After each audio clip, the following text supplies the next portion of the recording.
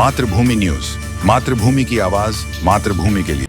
ગુજરાતમાં દારૂબંધી છે, જેથી દારૂને ઘુસાડવા માટે બુટલેગરો અવનવી તરકીબોની સાથે રસ્તા પર અપનાવતા હોય છે। ત્યારે હવે ટ્રેન અને રોડ મારફતે દારૂની હેરાફેરી પર નજર રાખવામાં આવી રહી હોવાથી બુટલેગરોએ મદદરીએ ચાલતી રોરો ફેરી સર્વિસમાં દારૂની હેરાફેરી કરતા હોય તે રીતે થોડો નહીં પણ અદદ કહી શકાય તેટલો 19.20 લાખની કિંમતનો 18,000 બોટલ દારૂ ઝડપી લીધો છે।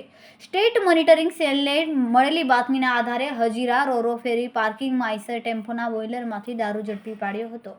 એસએમસીએ 30 લાખથી વધુનો મુદ્દામાલ જપ્ત કરીને કાર્યવાહી હાથ ધરી છે। લાખોનો દારૂ પકડાતો રહે છે, જેમાં સ્થાનિક પોલીસની ઘોર બેદરકારી અને નિષ્કાળજી જોવા મળે છે, ત્યારે સ્થાનિક પોલીસ સામે પણ કાર્યવાહી થતી હોય છે।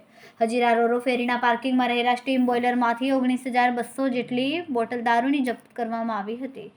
2 આરોપી પકડાયા છે, જેમાં હુસેન મહબૂબ નદાફ અને હીરાલાલ બાદશાહ નડાફ નામના 2 ઇસમોને ઝડપી લેવામાં આવ્યા છે। બંને આરોપીઓના ફોન પણ જપ્ત કરવામાં આવ્યા છે।